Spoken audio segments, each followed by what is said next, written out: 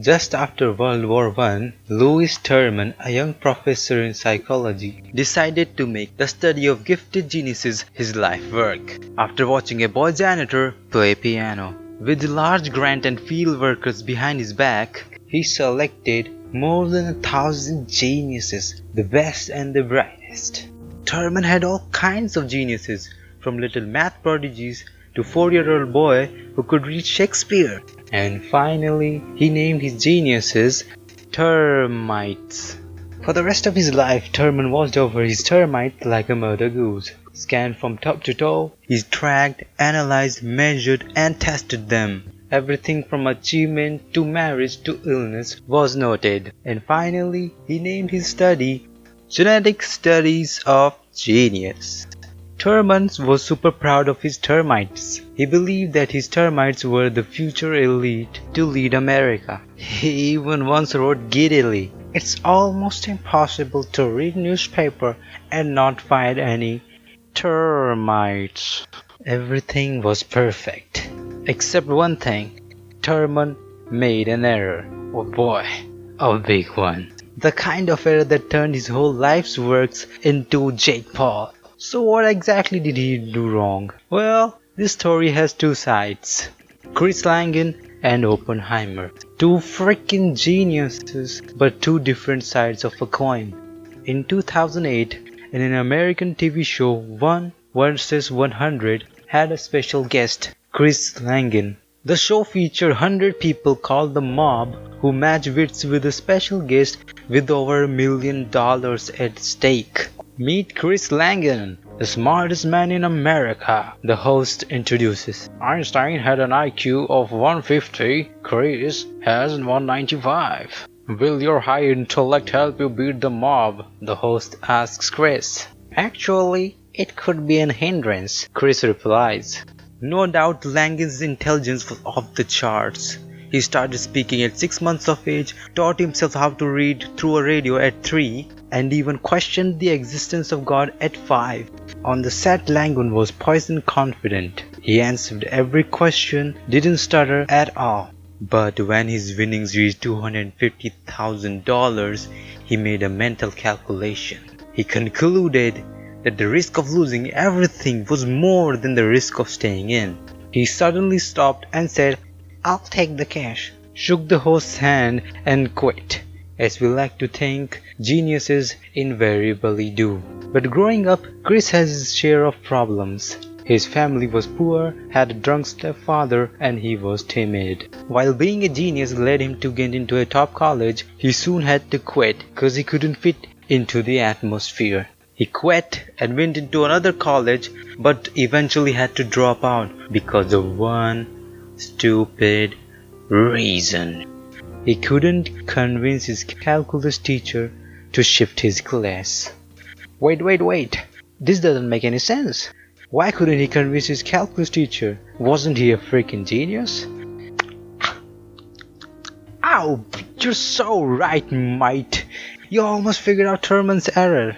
Langan was indeed a freaking genius, but he did lack something.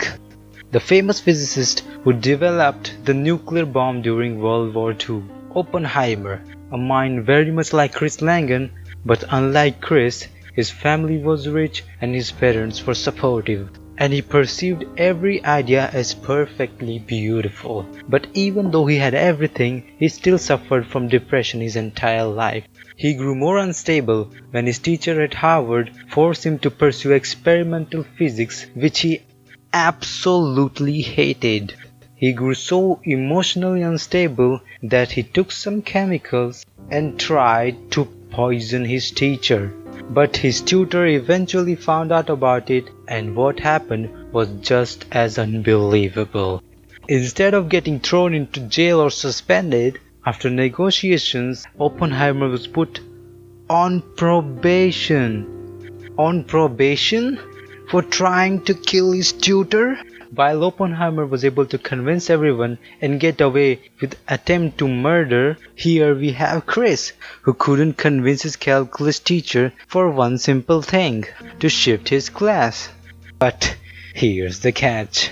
The reason why Chris's calculus teacher didn't shift him was because of one cringy fact that Chris never told his calculus teacher that he's actually good at calculus. Epic cringe!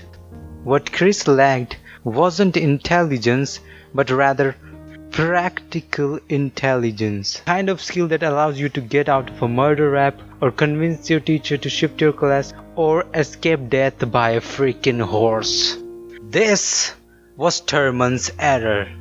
Terman fell in love with the fact how intelligent termites were, without ever realizing how little that fact meant.